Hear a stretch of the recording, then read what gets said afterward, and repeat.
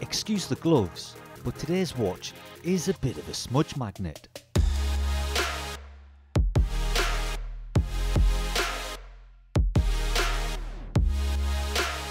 Hi and welcome to Last Watch. A few weeks ago I broke my lockdown fast and bought not one but two watches from Pagani Design. You may remember the Hulk vs Batman double unboxing. I asked you then to leave a comment and let me know which watch you would like to see reviewed first.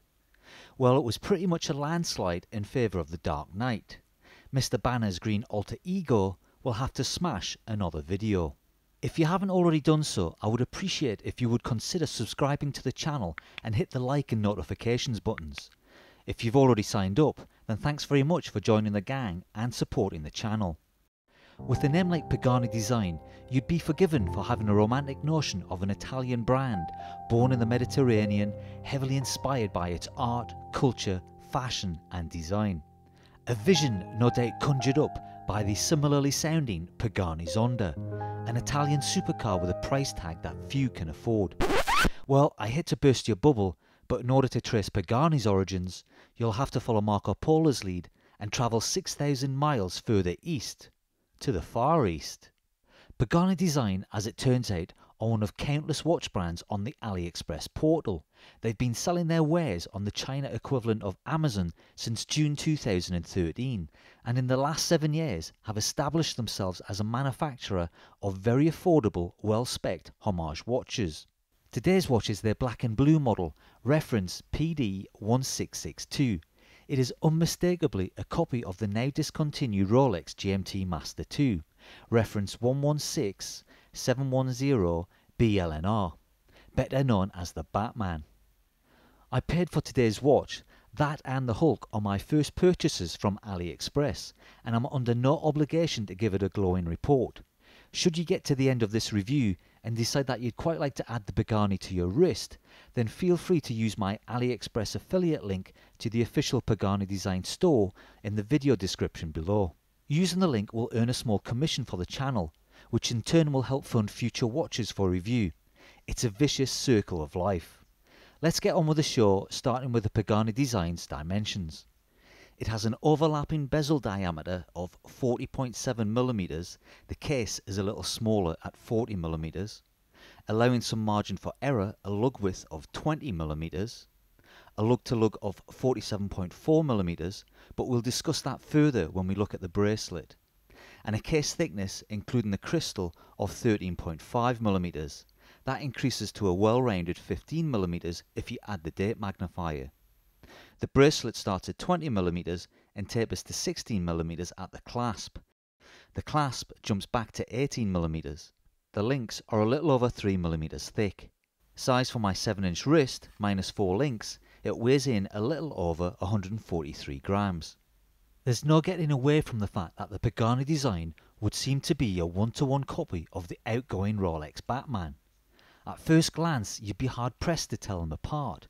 The only omission would appear to be the lack of a coronet from the dial. That addition would no doubt take us into the realm of counterfeit watches. It can be a fine line between fake and homage. The Pagani Design has the same style maxi case as the Rolex, including its fat lugs and wider bezel. The case has a brushed face and high polished sides. It has the notorious overly sized crown guards to protect a well-proportioned screw-down crown, which is decorated with the Pagani Design logo. Yes, screw-down crown. This watch has a stated water resistance of 100 meters, something that I am unlikely to test.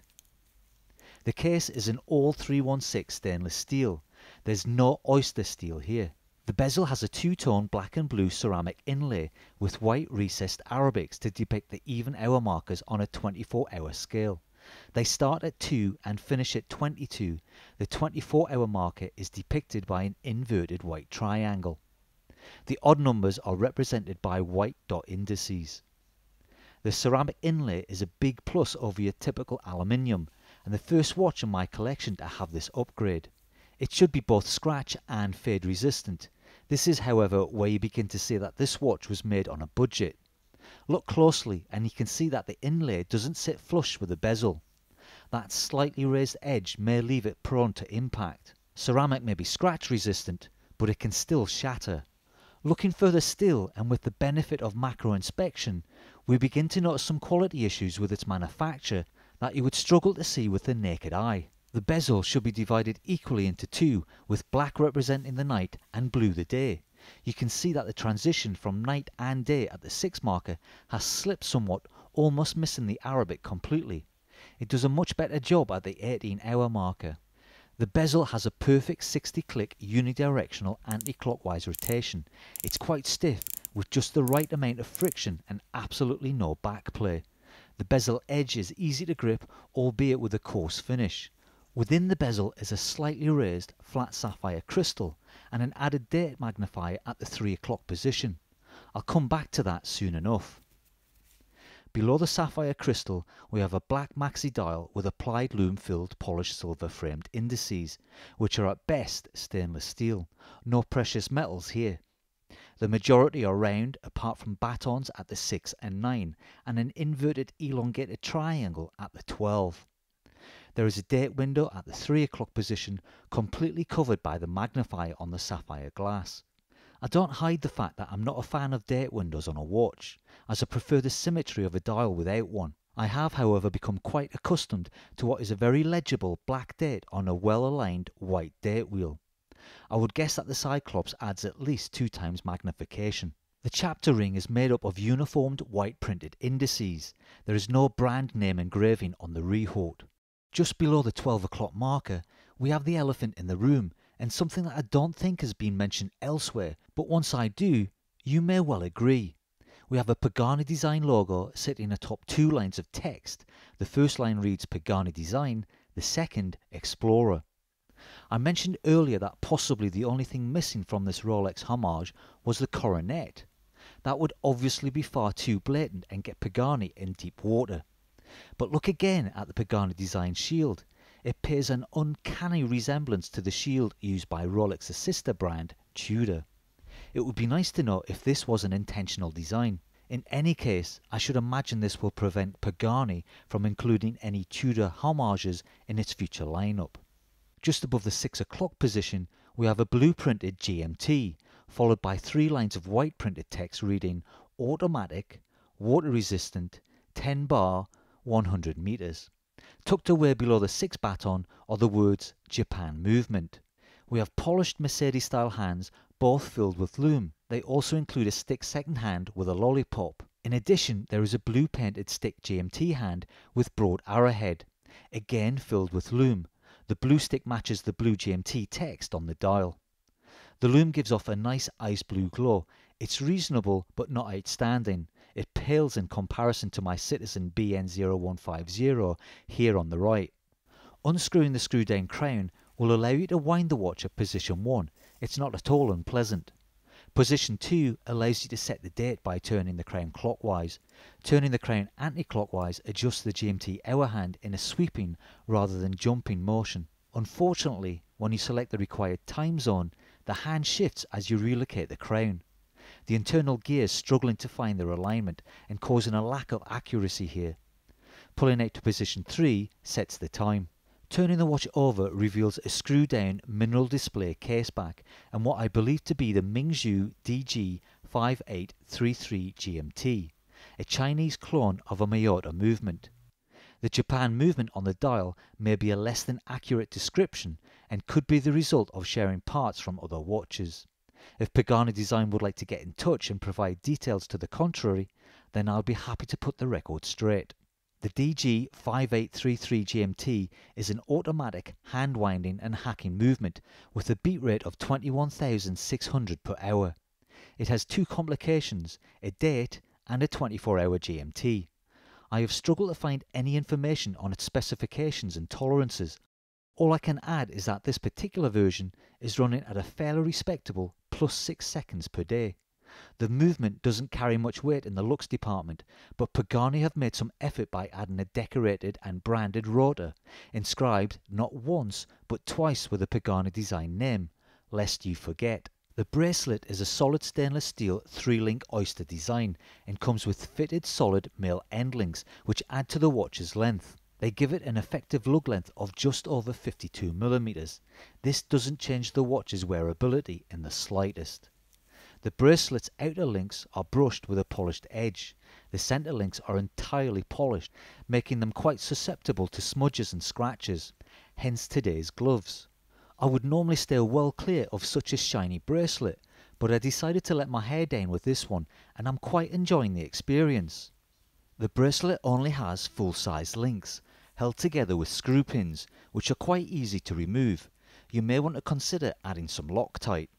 The substantial buckle continues the theme from the bracelet, with outer brushed and inner polished areas. The polished centre bears a Pagani Design inscription instead of an expected logo. It has a safety flip lock and then a catch release, which reveals a well-machined polished butterfly clasp. The interior of the buckle has some micro adjustment and also hides a diver's extension. You have to take a leap of faith here, as there are no clues that this is an option, but using a bit more force than you would probably like to will release a hinge and add some on-the-fly adjustment to your bracelet. This gets easier over time. It's not quite a Rolex glide system, but more than a welcome addition. The PD-1662 is no Rolex, but offers a fair facsimile without the stigma of wearing a fake for those that either can't, won't, or don't want to pay Rolex prices. It might also be a great way of testing the waters if you're contemplating getting into Rolex and not in a position to try the real thing for size. I'm a fan of the Submariner, but having this on my wrist has made me re-evaluate my options, and should the opportunity arise, I might even consider the offer of a Submariner date instead of a no date, if and when the AD gives me a call. The Pagani cuts a few corners, some more obvious than others, but I think it's certainly worth its price tag. At £77 or $94, it is 1/100th the price of a Rolex 116710 BLNR, provided of course that you can get the Rolex at recommended retail, which of course you won't, as the watch has now been replaced by the Batgirl. A decent pre-owned Batman in the UK will easily cost you more than £12,000. The Batman is by no means perfect and does have some build issues, but its spec sheet is fairly impressive. I think the bracelet alone is worth the price tag. The fact that it's a fairly accurate automatic with 100 meters of water resistance, sapphire crystal and a ceramic bezel are a big plus. It's also available with an all black, Pepsi or Coke aluminium bezel, and you have the option of a Jubilee bracelet or rubber strap. Damn, I wish I'd seen that Jubilee. Oh, and it comes with a fairly standard 12-month warranty. I'm really enjoying wearing the 1662, and I'm more than happy to forgive it its shortcomings. Pagani Design certainly have a jump start on the technical front should they ever decide to build an original watch. That's never gonna happen. Let me know what you think of the Pagani and if you have any information on its movement. Be sure to share your thoughts on the gloves. I suspect their appearance may be a one-off. Thanks for watching, stay safe, and I'll see you all in the next video.